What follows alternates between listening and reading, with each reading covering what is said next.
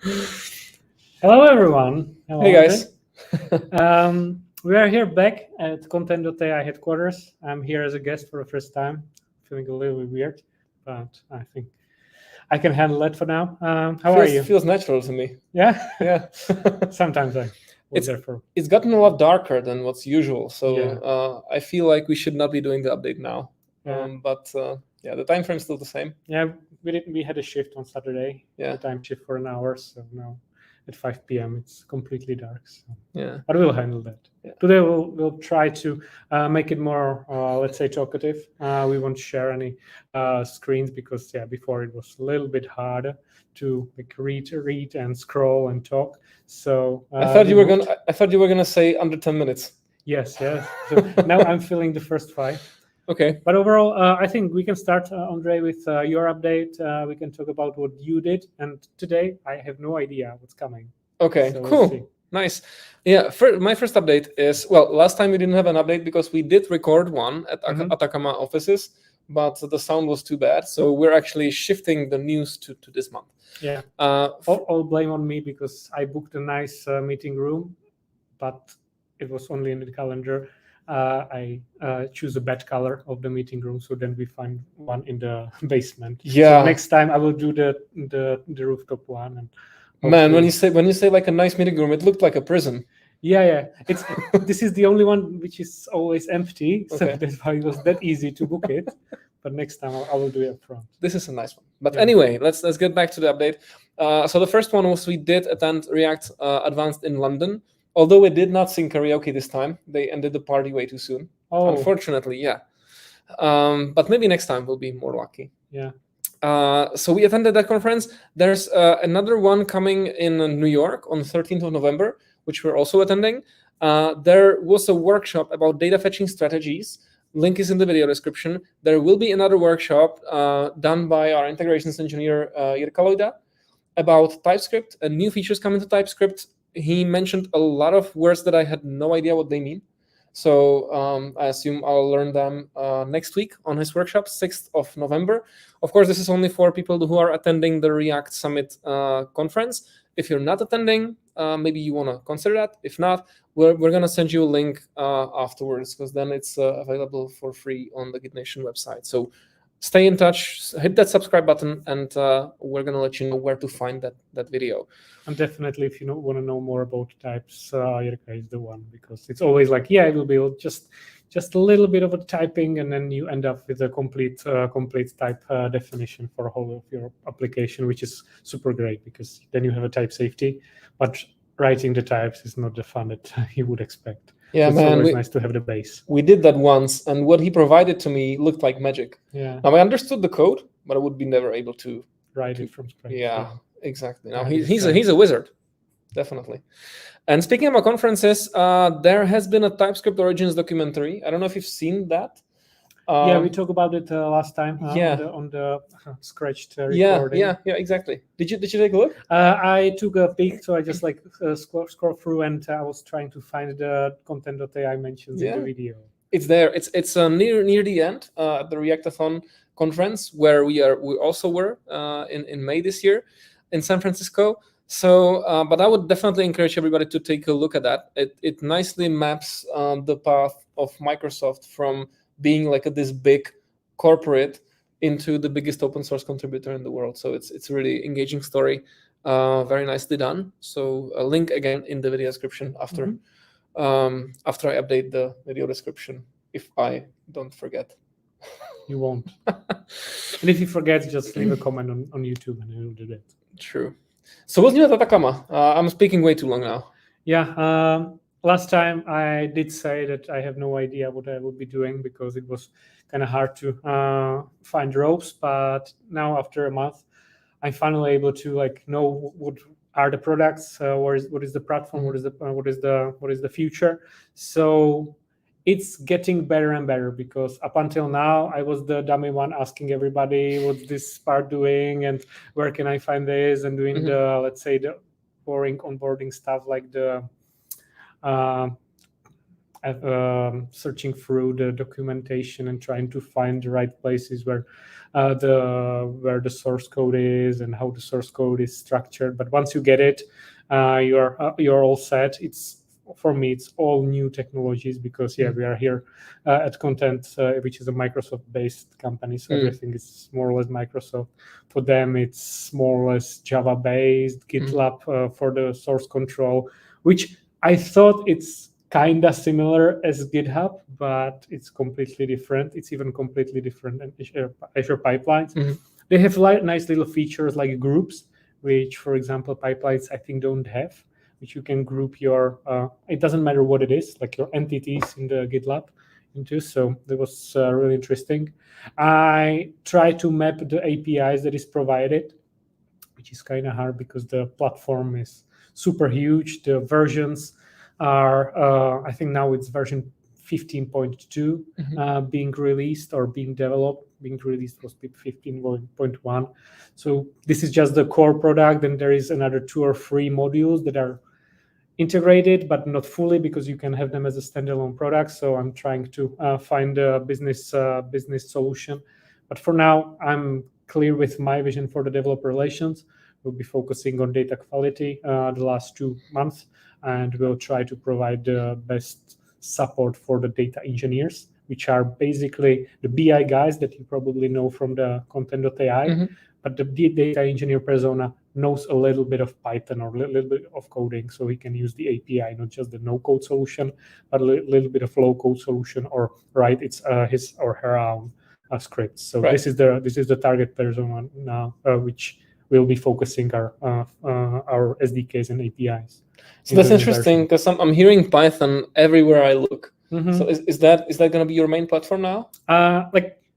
I would like, or I will start, or we will start with API. So we would like to have a nice API, which you don't basically care what platform you're using. But if you take a look to the data platforms, and if they have some support for the language, for the programming languages, it's first time, it's always Python. Then there might be a Scala or Rust or R. But always the first one is the Python. So if you want to have the SDK that will help, it will be definitely Python. So this is interesting because a lot of times I'm speaking to beginner developers. They will always ask me, what would be the platform of choice, what you would learn these days? And for the CMS industry and for website building, I would say JavaScript. But for anything else, it might be Python. Yes, there's one thing that I'm currently trying to accommodate, and this is the dynamicity of the language, because we were used to .NET, which is strongly and statically typed. Then TypeScript, which is, you can do the typing with types, but it's still not dynamic. JavaScript is, but with TypeScript we are trying to avoid it, right? And with Python, most of the structures kind of make it as the default, and they are expecting it. So even for the SDK, you have to start with a layer which is completely dynamic. And if you want to add typing, you can, because now I think it was in 3.8, you can do the typings, but they are not as powerful, and they are still kind of separate from the code. So you can run the typings, and then you can run the code, but not as bound together as with TypeScript and JavaScript. Right. So it might be a good way to start, but still you have to keep in mind that this is not the same for every single language you will use. But it's a good base. Yeah. Okay, cool. Well, I guess no more PHP these days, which kind of makes me sad. But yeah, it also makes me feel old. Like the guys that were coming. I don't want to open it anymore. No, okay. Now we had guys coming to our booth at React Advanced, and sometimes you get talking about the stories from your past. And when I mentioned that I started with PHP, I got laughed at. So I felt really old. Yeah, I saw pictures from the booth, and you even looked. Thank you. That's very nice. And that being said, even Farouk looked a little bit younger, and he has the gray hair and everything. So. What did I do to you? And we're live, by the way. Yeah, we can't cut this out. Anyway, let's move on to some of the content updates then. We did what did we do? We talked about conferences. We talked about all the workshops.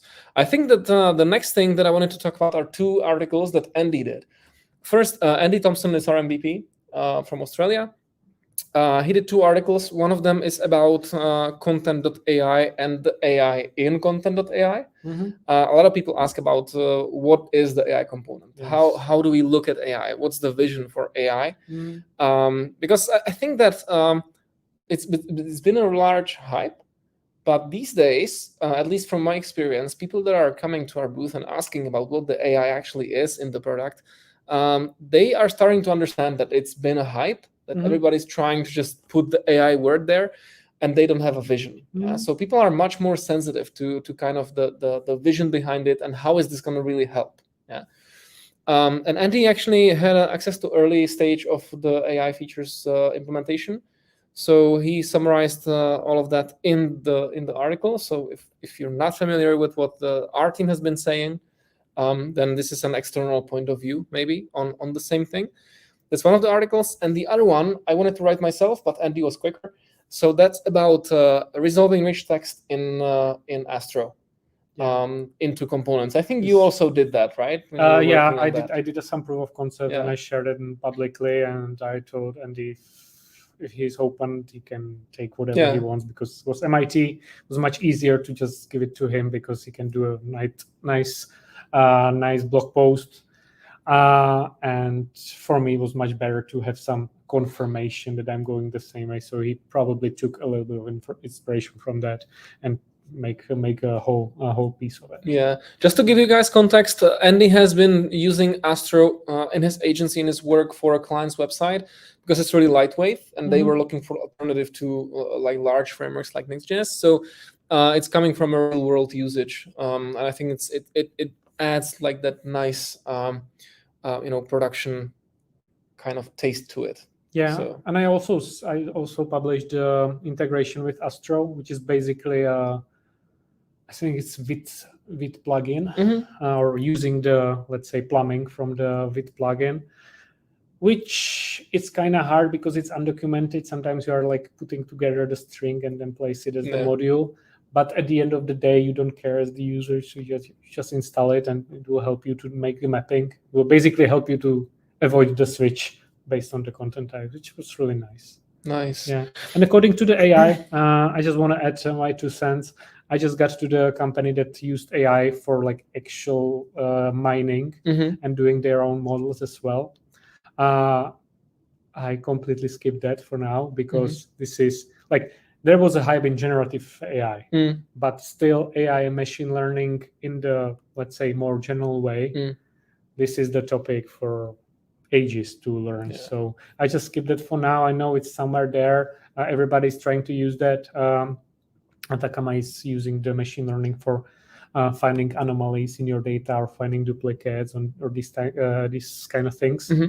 Because it basically helps you, because you don't see the data. You have just the algorithm which has the access, and you don't see the data yourself, or your program does not see your data yourself, which is super nice if you have the model under control.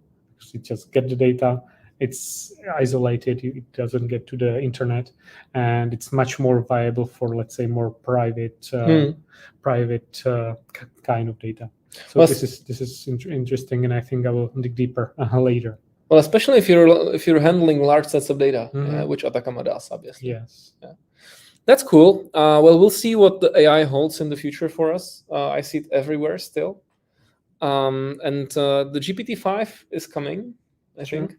And some of the updates that I've seen in the latest videos from Microsoft, again, I'm going to put the links down in the video description, show how AI is, and this is generative AI, is going to help people in Word, in Windows, in terms of Windows Copilot and so on. Now, while a lot of those use cases may seem artificial, I think that over time we'll see that some of them will really ease the work with across the applications. This is nice approach. You just shoot it everywhere, and if people use it, you keep it. If don't, you just bunk it or dump it. And there was a lot of image adjustments, and this is, I think, that what people would actually use. Like, I mean, normal people, not us developers or really tech savvies, but regular people, when they make pictures. Not that us, we wouldn't be the better ones, you know. Not that you wouldn't be regular people, but when you make a few pictures during your vacation, you want to adjust them. You want to post them to Instagram. Man, there's going to be a lot of AI adjusted images on Instagram. And you're already doing that. You just take a picture, and services like Google Photos or Apple Photos, or how it's called, just adjust it automatically, and you can post it. And I should get Google Pixel then. Yeah, because my iPhone doesn't do that. Or maybe you just have to turn it on. Yeah, okay. And send all your pictures I'll check it out to Apple. Yeah, of course. Yeah. So that their models can learn from it. Sure. Never mind. That's a discussion for another time. But I think that exhausts our list. There's one more thing. We're also coming to Web Summit. That's in November, mid-November. Mm-hmm. I'm going to have a presentation there about AI in content management. Similar one that I had for Web Summer Camp. But of course, in 2 months, the whole thing pretty much changed. Yeah. So I'm going to have to rework the presentation, but hopefully it's going to be interesting for people. So if you're coming to Web Summit, there's 70,000 people. I think the chances are pretty good. You're one of them. Then make sure to stop by our booth, say hi, and maybe come join the presentation. Yeah. I probably won't, but I will definitely I'll send you the recording. Yeah. Perfect. Okay. Cool. That's it for me. I'm looking forward to November. It's gonna be a big month for conference-wise. Mm-hmm. And is there let's say one thing that you're looking forward to in November?